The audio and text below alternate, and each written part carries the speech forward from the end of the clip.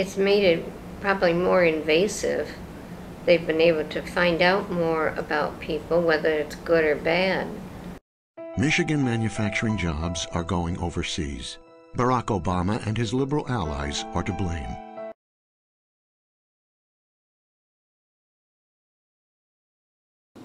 I don't by any means support smear campaigning. I think this election you have a lot of people saying a lot of things that are extremely offensive towards both of the candidates.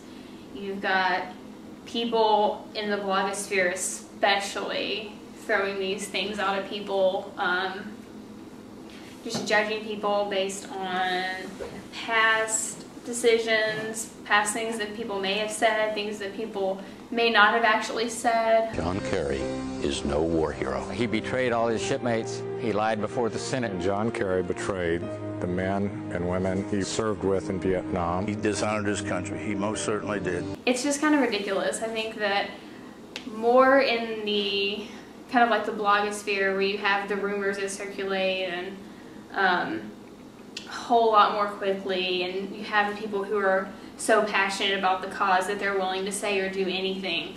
I think you really get a lot of the smear campaigning going on there, but this year the media has picked up on a lot of stuff.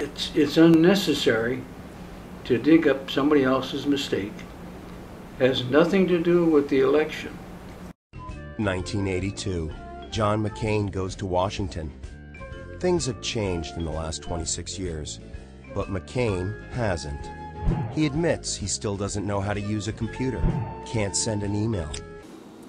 I think families should be off limits. I think that, children, without a doubt, should definitely be off limits. Anything that a family member says in the context of a campaign speech, I think that should be open. I think you should be able to look at that. I think you should be able to look at what they say and see how that applies, see if that applies to the candidate and how the candidate feels.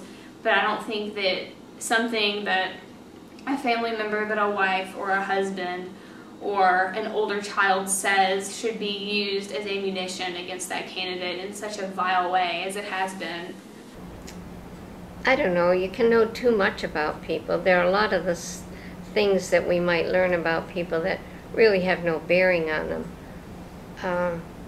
Character assassination is, could be pretty devastating. Under Clinton's liberal policies, teen drug use has doubled.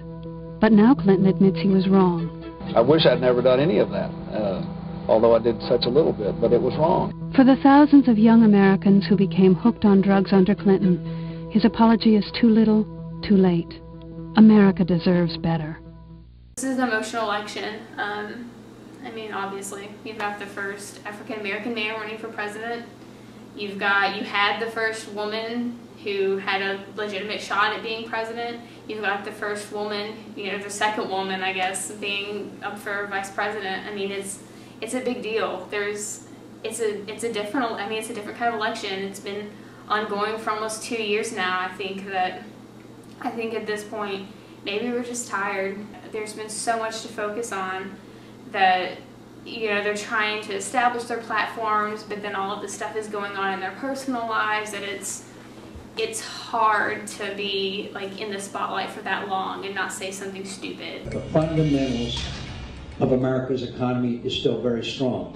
I don't believe we're headed into a recession. I believe the fundamentals of this economy are strong, and I believe they will remain strong. I feel like we need to grow up. I feel like it should be okay for me to disagree with you or for you to disagree with me and not get angry at each other and to be able to debate with each other and argue, but then be friends afterwards. I'm George W. Bush, and I approve this message.